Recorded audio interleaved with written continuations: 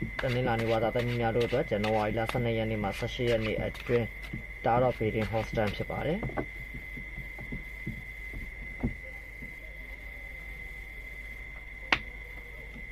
တနင်္လာနေ့ဝါသာသမီးများတို့သည်ငွေကြေးကိစ္စလုပ်ငန်းကိစ္စတို့တွင်ညာအတိုက်ခိုက်အနှဲငယ်လေးပြီးရှိနေတတ်ပြီးလုပ်ငန်းခွင်အတွင်းငွေစိုက်ရော်ခြင်းမျိုးကိုကရင်းစိုက်ထုတ်ခါဖြည့်ရှင်းရခြင်းမျိုးလေးတွေကြုံတွေ့ရတတ်ပါတယ်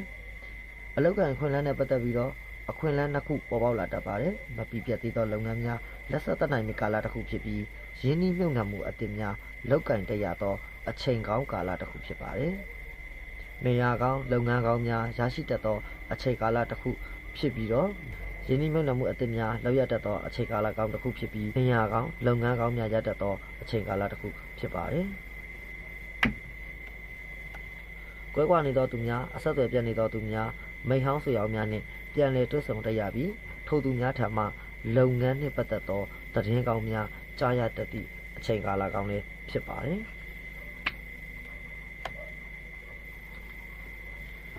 တနင်္လာနေ့ဝါသာသမီးများတို့သည်ဇန်နဝါရီလ12ရက်နေ့မှ18ရက်နေ့အထိ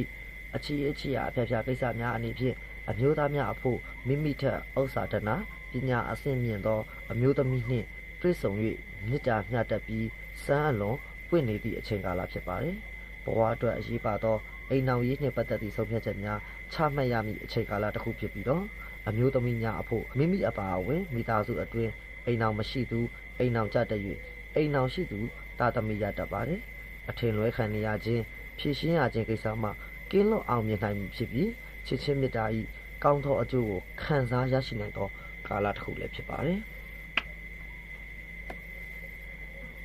တနင်္လာနေ့ဝါသာသမီးများတို့သည်ဇန်နဝါရီလ12ရက်နေ့မှ18ရက်နေ့အတွင်းတပတ်တာကာလအတော်တွင်၌ကျမ်းမာရေးအညံ့များကင်းစင်၍ခံစားနေရသောဝေဒနာများကင်းစင်သောကာလဖြစ်ပါတယ်။ဂျင်ဘက်ဝမ်ဘိုက်နှင့်အာယုံကျော်အားနည်းမှုတို့ကိုတော့အတော်အတန်သတိပြုရမည့်အချိန်ကာလတစ်ခုလည်းဖြစ်ပါတယ်။